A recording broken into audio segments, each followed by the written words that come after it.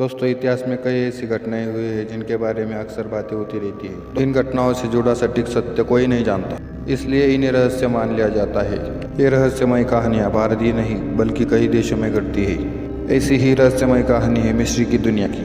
दुनिया के लिए मिस्र हमेशा ऐसे ही रहस्यमय रहा है। यहाँ से जुड़ी कई कहानियों पर रिसर्च हो चुकी है, लेकिन फिर भी सटीक तौर पर कई कहानियों की सच्चाई का पता नहीं लग पाया है। और इन कहानियों में से एक कहानी ये भी है कि मिस्र की प्राचीन सभ्यता आज के समय से भी ज़्यादा मॉडर्न थी, तो वो आज कैसे विलुप्त हो गई। आज की वीडियो में हम आपको मिस्र में दफन उन कुछ रहस्यों के बारे में बताने वाले हैं जो आज हमारे प्लेनेट से जुड़े इतिहास को ही चुनौती दे रहे हैं। दोस्तों, इस रहस्यमय सफर को शुरू करने से पहले आपसे एक रिक्वेस्ट है कि हमारे चैनल को सब्सक्राइब जरूर कर लें और साथ ही बेल आइकन को भी प्रेस कर लें। दोस्तों, इन ग्रेट पिरामिड्स को बनाना ही अपने आप में बहुत बड़ी चुनौती थी, लेकिन इन महान पिरामिड्स को बनाते वक्त निर्माताओं के द्वारा कई अंजाम दिए गए थे। दोस्तों, सबसे पहले पिरामिड्स के निर्माताओं ने पिरामिड्स की 6000 हेक्टेयर पथरीली जमीन को समतल किया और पिरामिड्स को बनाने के लिए अलग अलग पत्थरों को जोड़ने लगे। एक पत्थर का भार एक कार जितना था। कई ग्रेनाइट ब्लॉक को 500 मील से भी दूर से लाया गया था और हर एक ब्लॉक का वजन 12 से 70 टन जितना था। इन ब्लॉक्स को 220 फीट की ऊंचाई पर फिक्स किया गया था, जो कि आज के समय में भी असंभव लगता है। दोस्तों, पिरामिड्स के अंदर 3 चैम्बर थे जो कि गजब की बारीकी से बनाए गए थे। पिरामिड्स के अंदर निर्माताओं ने ठोस पत्थरों को काटकर एक रास्ता बनाया था। इसे ग्रैंड गैलरी भी कहा जाता है, जो 300 फीट लंबा और 3 फीट चौड़ा है। दोस्तों, पिरामिड्स को बनाने के लिए लगभग 23 लाख से भी ज़्यादा पत्थरों का इस्तेमाल किया गया था। साइज में ये पत्थर एक दूसरे से बिल्कुल अलग थे। ऐसे में एक्यूरेट शेप के स्ट्रक्चर को बनाना और भी ज़्यादा मुश्किल हो जाता है। दोस्तों, अब बात करें पिरामिड्स की पोजीशन की, तो उनकी पोजीशन एकदम सटीक थे। ये उत्तर दिशा में 1.5 हिस्से में स्थित है, जबकि ये तकनीक हमने हाल ही में सीखी है। हमने ऐसा करना 17वीं शताब्दी में सीखा, बल्कि मिस्रवासी हमसे हजारों साल पहले इस तकनीक का इस्तेमाल कर चुके हैं। हमारी इमारतें आज भी इतनी सटीक नहीं है जितने की पिरामिड्स है।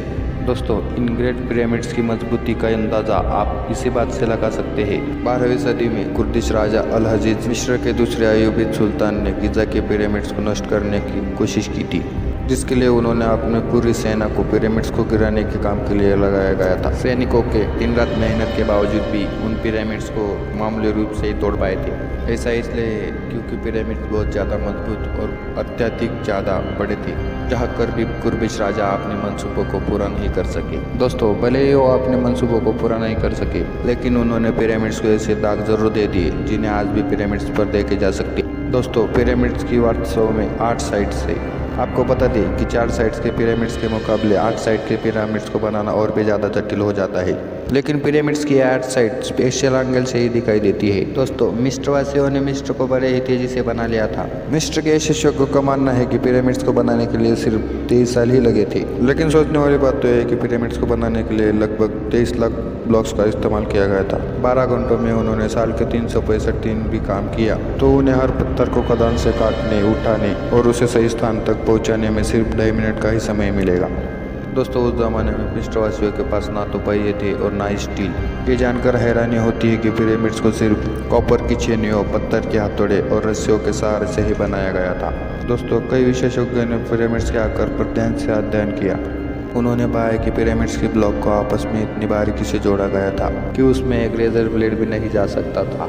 इस तरह पिरामिड्स की कुछ ब्लॉक्स को आपस में इस तरह फिक्स किया गया है कि उनकी शेप और साइज दूसरी तरफ के दीवार के ब्लॉक्स की हुबहू मिरर इमेज है। इस तरह के तकनीक के पीछे कोई न कोई वजह जरूर है। वास्तव में अगर आपको ऐसी इमारत बनानी हो जो काफ़ी मजबूत हो, तो उसे हेट्रोजेनस शेप में बनाना होता है, और पिरामिड्स के निर्माता इन तकनीक को भली भांति जानते थे। यानी कि 4000 साल पहले मिस्रवासी जानते थे कि भूकंप प्रतिरोधी इमारत कैसे बनाई। दोस्तों, प्राचीन मिस्र लिपि को हिरोग्लिफ्स कहा जाता है। इस इमेज में आप जो हिरोग्लिफ्स देख रहे हैं, यह अब तक के सबसे रहस्यमय और विवादित हिरोग्लिफ्स है। इन इमेजेस को देखने के बाद आपके पास भी ये सवाल आया होगा कि इन मिस्रवासियों के पास कोई न कोई मॉडर्न टेक्नोलॉजी थी, लेकिन ऐसा कुछ भी नहीं है। वास्तव में यह तस्वीर कोइंसिडेंस से बनाई गई थी। ये मिस्र के 2 फरावस सेटी 1 और रामेसेस 2 के नाम है, जो आपस में मिल गए थे, और जब इन्हें अलग किया गया तो ये तस्वीर सामने आई। मिस्र के विशेषज्ञों ने लग्जर टेम्पल में स्थित रामेसेस 2 के स्टैचू की बारीकी से रिसर्च की, तो उन्होंने पाया कि इन स्टैचूज को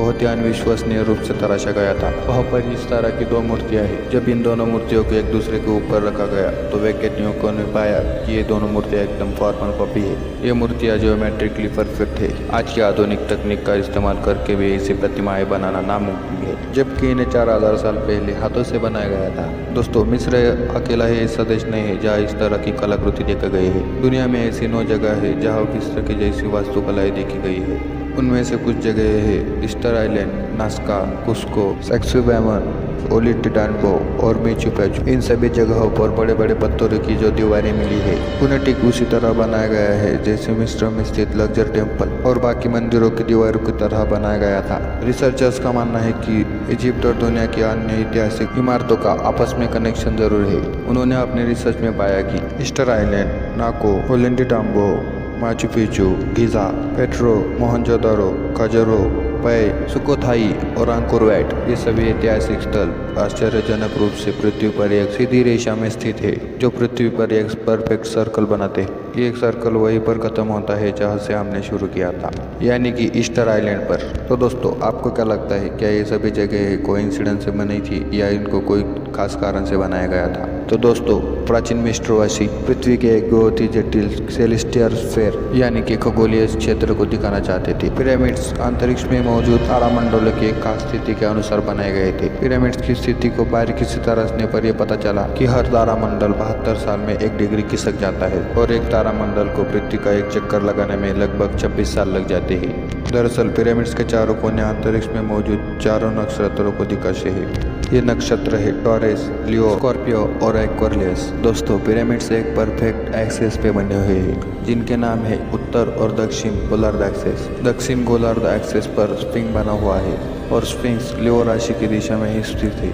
इतिहासकारों का मानना है कि स्फिंक्स को पिरामिड्स के बनने के बहुत ही बाद बनाया गया था, लेकिन हो सकता है कि वो गलत हो। इस ट्रायंगल को देखिए, ये बिल्कुल पिरामिड्स के आकार का ही है। इस ट्रायंगल के एक साइड स्फिंक्स के सिर से टकराते हैं। अगर हम पिरामिड्स के आउटसाइड को राइट लाइन में खिसकाते हैं और इस बॉक्स से एक सीधी रेखा स्फिंक्स तक खिसकाते हैं तो वो सीधे स्फिंक्स के सिर से टकराते हैं, और हम अगर एक सर्कल ड्रॉ करते हैं तो वो सीधे स्फिंक्स के सर से ही टकराते हैं। शायद यही हमारा जवाब है कि गीजा के पिरामिड्स एक एस्ट्रोनॉमिकल क्लॉक है, जिसका मतलब होता है कि प्राचीन समय में ये पिरामिड्स केवल अंतरिक्ष में मौजूद प्रत्येक नक्षत्र का संकेत देती थी। स्पेस में होने वाली छोटी से छोटी मूवमेंट और उनके बारे में बता सकते थे। आज के समय में सूरज से पड़ने वाली रोशनी से पिरामिड्स की जो परछाई बनती है उससे समय का सटीक अंदाजा लगाया जा सकता है, और प्राचीन समय में मिस्रवासी समय का अंदाजा शायद इसी तरह से लगाते होंगे। दोस्तों, ये तो बात रही पिरामिड्स की एक वास्तुकला की, लेकिन 2014 में आर्कियोलॉजिस्ट को इजिप्ट की वादी अलजीरफ गुफाओं में 45,000 साल पुराना पैपरस मिला जिस पर हाईलाइटेड लिपि में लिखा हुआ है। तो दोस्तों, ये थी इजिप्ट के बारे में कुछ रहस्यमय बातें। अगर आपको वीडियो अच्छी लगी तो वीडियो को लाइक और दोस्तों में शेयर जरूर कर देना, और हाँ, अगर आप हमारे चैनल पर नए हो तो चैनल को सब्सक्राइब जरूर कर देना और साथ ही बेल आइकन को भी प्रेस कर देना, जिससे कि हमारी वीडियो की नोटिफिकेशन सबसे पहले आप तक पहुँचे।